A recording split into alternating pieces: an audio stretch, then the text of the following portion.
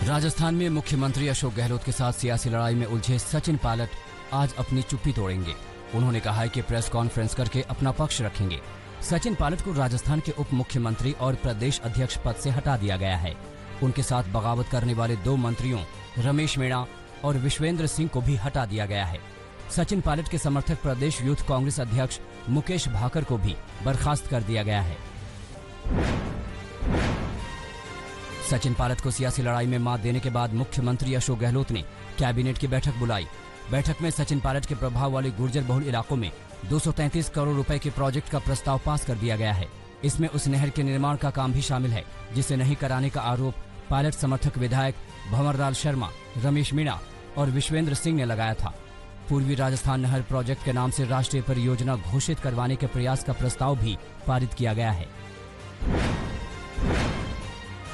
सचिन पायलट के प्रदेश अध्यक्ष पद से विदाई के साथ ही अशोक गहलोत ने संगठन में भी अपने खास लोगों को तरजीह दी है। शिक्षा मंत्री गोविंद सिंह डोटासारा को नया प्रदेश अध्यक्ष बनाया गया है। मुख्यमंत्री अशोक गहलोत ने उनकी जमकर तारीफ की। इसके अलावा राज्य यूथ कांग्रेस अध्यक्ष पद पर गणेश घोगरा को नियुक्त किया गया है। अशोक गहलोत ने राज्यपाल कलराज मिश्रा से भी मुलाकात की और पायलट समेत 3 मंत्रियों को बर्खास्त करने की सूचना दी। बीजेपी ने कहा है कि सचिन पायलट अगर उनकी विचारधारा पर विश्वास करते हैं तो कभी भी पार्टी में शामिल हो सकते हैं। पार्टी उनका स्वागत करेगी। उन्हें राजस्थान में वसुंधरा राजे सिंधिया के साथ काम करना होगा। आज पूर्व मुख्यमंत्री वसुंधरा राजे भी धौलपुर से जयपुर पहुंचेंगी। राजस्थान के बीजेपी प्रदेश अध्यक्ष सतीश पुनिया भी कह चुके हैं कि अगर पायलट बीजेपी में आना चाहते हैं तो उनका स्वागत है।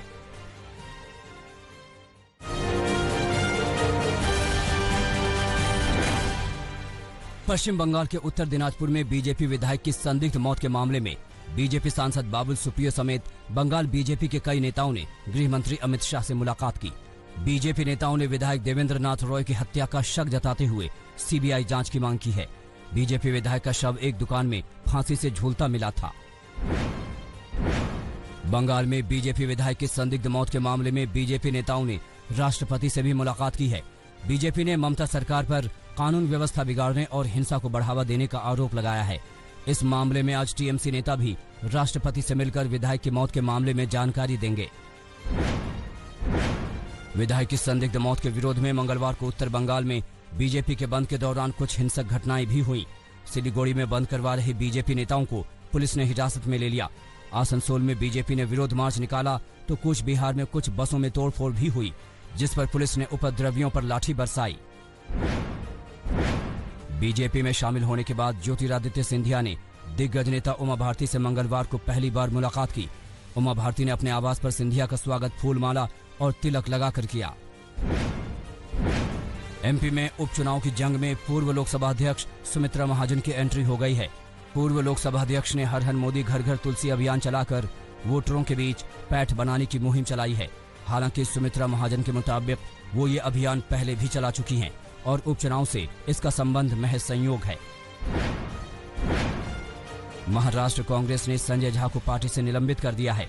संजय झा पर यह कार्रवाई सचिन पायलट के समर्थन में बयान देने पर की गई है। उन पर पार्टी विरोधी गतिविधियों और अनुशासन तोड़ने का आरोप है। इससे पहले उन्हें राष्ट्रीय प्रवक्ता के पद से भी हटा दिया गया था। संजय झा ने कांग्रेस में नई ऊर्जा की जरूरत बताई थी।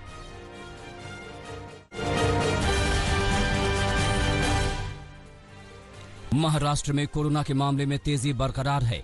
24 घंटे में राज्य में कुल 6,741 नए मरीज सामने आए हैं, जबकि 213 मरीजों की मौत हो गई है। राज्य में कोरोना के कुल मामले 2,67,000 से ज्यादा हो चुके हैं, जबकि मुंबई में 95,000 से ज्यादा मामले हैं। तमिलनाडु में 24 घंटे में 4,526 नए कोरोना मरीज सामने आए हैं, जबकि 67 मरीजों ने दम तोड़ दिया। राज्य में कोरोना के कुल मामले 1,47,324 तक पहुंच चुके हैं और मौत का कुल आंकड़ा 2,099 हो गया है। दिल्ली में कोरोना के मामले 1,15,346 तक पहुंच गए हैं। मंगलवार को 1,606 नए मरीज सामने आए, जबकि 35 मरीजों की मौत हो गई।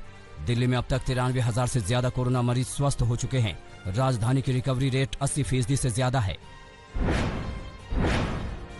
दिल्ली में सीएम अरविंद केजरीवाल ने एलएनजेपी अस्पताल में राजधानी के दूसरे प्लाज्मा बैंक का उद्घाटन किया। इस दौरान केजरीवाल ने कहा कि ज्यादा टेस्टिंग और होम आइसोलेशन से दिल्ली को फायदा मिला है और कोरोना के हालात सुधर रहे हैं। तेलंगाना में 24 घंटे में 1524 नए कोरोना मरीज सामने आए हैं। इसमें से 815 मामले सिर्फ हैदराबाद से हैं। राज्य में कुल मामले 37,000 से ज्यादा हैं, जबकि 375 लोगों की मौत हो चुकी है। स्वास्थ्य मंत्रालय के मुताबिक देश में कोरोना संक्रमण में इजाफे की दर में कमी आई है। स्वास्थ्य मंत्रालय ने कोरोना संक्रमण के चलते देश भर में दोबारा लॉकडाउन की अटकलों को खारिज किया है, लेकिन प्रभावित इलाकों में ज्यादा निगरानी की जरूरत बताई है।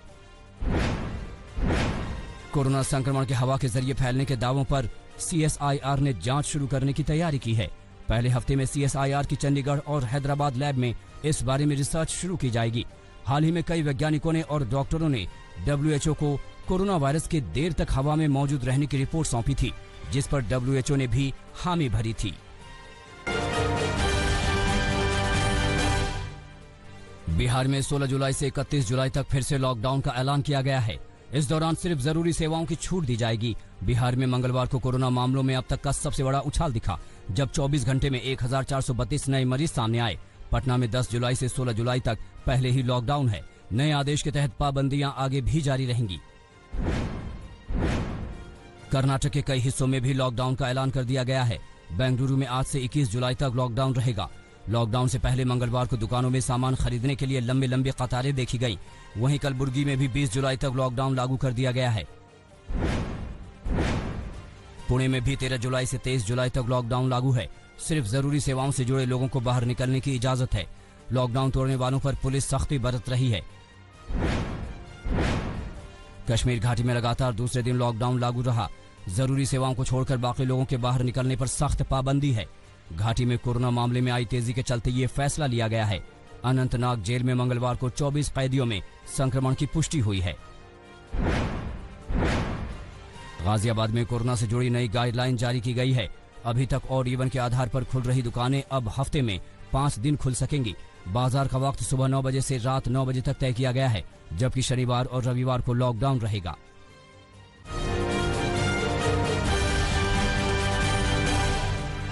भगवान राम को नेपाल से जुड़ा बताने के बाद नेपाली पीएम ओली अब भले ही अपने बयान पर लिपापोती कर रही हूं, लेकिन उनकी नीयत और एजेंडा साफ हो गया है। यही वजह है कि उनके खिलाफ भारत से लेकर नेपाल तक प्रदर्शनों की झड़ी लग गई। नेपाली मूल के दिल्ली में रह रहे लोगों को भी ओली की इस बेतुकी बात से किसी तरह का इत्तेफाक नहीं है। दिल्ली में नेपाली मूल के लोगों ने नेपाली दूतावास पर प्रदर्शन करके दो टूक कहा कि ओली भारत नेपाल के रिश्ते खराब कर रही हैं, वो भी उस चीन के लिए जो नेपाल के साथ विश्वासघात करता रहा है। वहीं दिल्ली में नेपाल मूल के लोगों ने छतरपुर में भी मानव श्रृंखला बनाकर प्रदर्शन किया और अपने पीएम के खिलाफ जमकर नारेबाजी की। लोगों ने कहा कि ओली अपनी कुर्सी बचाने के लिए इस तरह की हरकतों और बयानबाजी से बाज आएं। दिल्ली के पश्चिम विहार इलाके में स्थित एक क्लब पर पुलिस ने छापा मारा, जहां रेव पार्टी चल रही थी। कुछ लड़कियों समेत 31 लोग हिरासत में लिए गए। पार्टी में शराब और हुक्का परोसा जा रहा था। क्लब के मालिक को भी हिरासत में लिया गया है। कोरोना के मद्देनजर बार रेस्टोरेंट में लोगों के जमा होने पर बैन है, लेकिन इस क्लब में रेव पार्टी चल रही थी। रईस घरों के लड़के लड़कियां ये पार्टी कर रहे थे।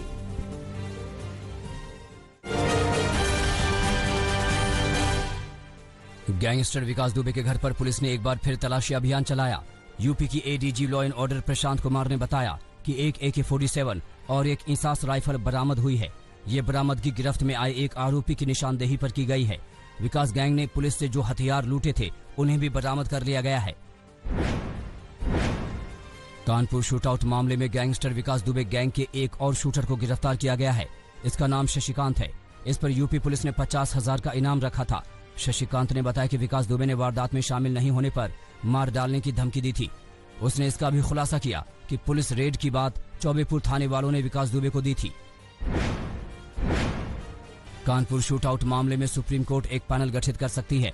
अदालत ने कहा कि विकास दुबे और उसके साथियों के एनकाउंटर और 8 पुलिस वालों की हत्या के मामले की जांच के लिए पूर्व जज की अध्यक्षता में एक पैनल के गठन पर विचार कर सकते हैं।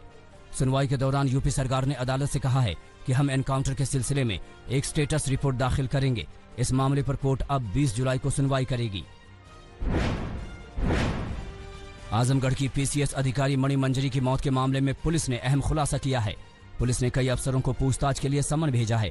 6 जुलाई को PCS अधिकारी मणि मंजरी की संदिग्ध परिस्थितियों में मौत हो गई थी।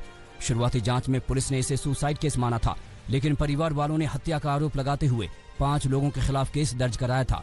पुलिस का कहना है कि जल्द ही इस केस का खुलासा किया जाएगा और परिजनों को न्याय मिलेगा। बिकरू कांड के बाद भी कानपुर पुलिस का ढर्रा नहीं बदला है। एसएसपी दफ्तर के बाहर एक परिवार न्याय के लिए आंसू बहा रहा है। बहन का आरोप है कि पुलिस ने घर बिकवाकर उनके 30 लाख रुपए भी अपहरणकर्ताओं को दिला दिए और भाई को भी बरामद नहीं कर सकी। भाई एक पैथोलॉजी में काम करता था। दफ्तर से घर लौटते वक्त वो गायब हो गया था।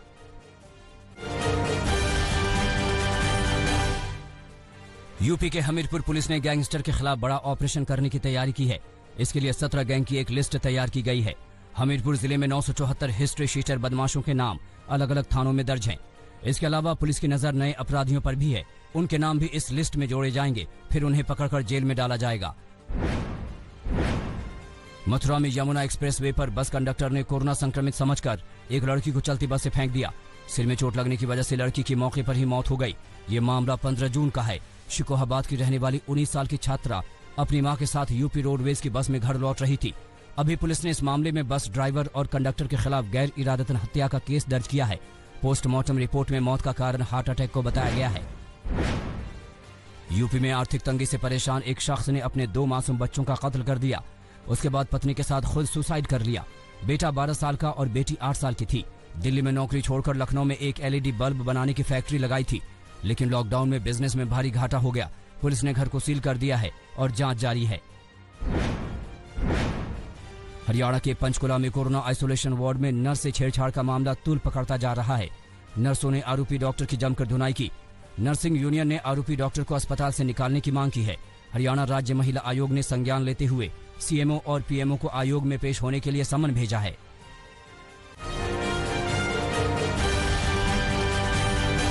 असम में बाढ़ का कहर लगातार बढ़ता जा रहा है। करीब 33 लाख लोग बाढ़ से प्रभावित हैं, जबकि 28 जिले बाढ़ की चपेट में हैं।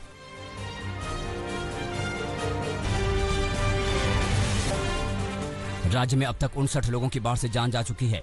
हालातों को देखते हुए CM सोनेवाल ने बाढ़ प्रभावित इलाकों का दौरा किया।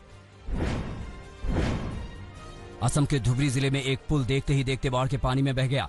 ये एकमात्र ऐसा पुल था जो पूरे फकीरगंज से दूसरे गांव को जोड़ता था। इलाके के 200 से भी ज्यादा गांव पूरी तरह से जलमग्न हैं। हजारों की संख्या में लोग पानी के बीच रहने को मजबूर हैं। बिहार के भोजपुर में गंगा का पानी लगातार बढ़ रहा है, जिसने स्थानीय लोगों की टेंशन बढ़ा दी है। खेतों में पानी भर जाने से किसानों को नुकसान हो रहा है।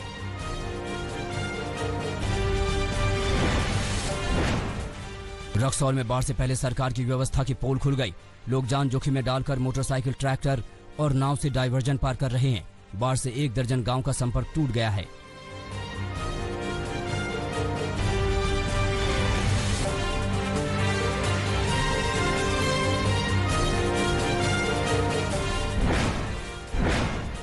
यूपी के संत कबीर नगर में घाघरा नदी का जलस्तर बढ़ने लगा है। निचले इलाकों की सैकड़ों बीघा खेती पूरी तरीके से जलमग्न हो गई है। वहीं लगभग आधा दर्जन गांव पानी से घिर गए हैं। गांव का संपर्क शहरों से टूट गया है।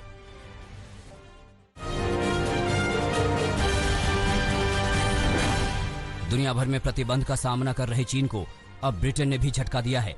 ब्रिटेन ने 5G नेटवर्क से चीनी की कंपनी हुआवे पर पाबंदी लगा दी है। ब्रिटिश प्रधानमंत्री बोरिस जॉनसन ने 2027 तक दूरसंचार कंपनियों को अपने उपकरण हटाने का आदेश दिया है। वॉशिंगटन के बोथ हिल में एक हथियार से लैस युवक ने पुलिसकर्मियों पर फायरिंग कर दी, जिसमें एक पुलिसकर्मी की मौत हो गई है और एक बुरी तरह से घायल है। मेडिकल सेंटर में भर्ती घायल पुलिसकर्मी की हालत ठीक बताई जा रही है। ताइवान में विपक्षी पार्टियों ने पार्लियामेंट में प्रेसिडेंट के नॉमिनेशन के दौरान हिंसक प्रदर्शन किया। ताइवान के संसद में हिंसा की कोई पहली घटना नहीं है। डेमोक्रेटिक प्रोग्रेसिव पार्टी और कोमिटोंग के बीच ऐसी झड़पें होती रहती हैं। दुनिया भर में कोरोना वायरस का संक्रमण बढ़ता ही जा रहा है। ताजा आंकड़ों के मुताबिक अब कुल संक्रमितों की संख्या 1,32,00,000 से भी ज्यादा हो गई है। इस खतरनाक वायरस से 5,76,000 से ज्यादा लोगों की मौत हो गई है। चाइना साउथ सी को लेकर अमेरिका के दावों की जापान ने तारीफ की है और इसे शांतिपूर्वक सुलझाने को कहा है। चीन के बढ़ते विस्तारवाद को रोकने के लिए जापान अमेरिका की हर संभव मदद भी करेगा। फ्रांस ने अपने नेशनल डे के मौके पर कोविड-19 की लड़ाई में जुटे 2000 से ज्यादा स्वास्थ्य कर्मियों, एम्बुलेंस ड्राइवर और पोस्टल वर्कर्स को बतौर स्पेशल गेस्ट आमंत्रित कर सम्मान दिया। इस बेस्टिल डे में राष्ट्रपति इमैनुअल मैक्रों भी शामिल हुए। इस मौके पर लड़ाकू विमानों ने भी पेरिस के आसमान पर करतब दिखाए।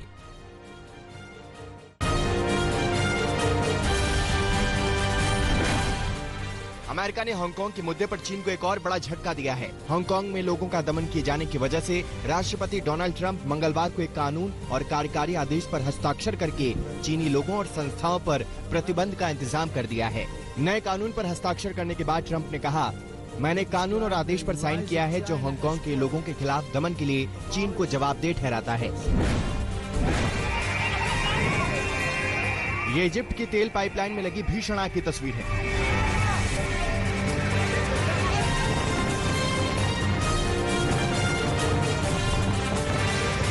इजिप्ट के शुकैर मोस्टरॉड क्रूड ऑयल पाइपलाइन में कल भीषण आग लग गई। आग में 17 लोग झुलस गए। सोशल मीडिया में वायरल हो रहे वीडियो में पाइपलाइन के पास खड़ी कारें धू धू कर जलती नजर आ रही हैं। धुएं का काला गुबार भी उठता नजर आ रहा है। मिस्र की राजधानी काहिरा के बाहरी इलाकों के हाईवे से ये तेल पाइपलाइन गुजरती है। इस वजह से हाईवे पर खड़ी कारें आग की चपेट में आ गईं।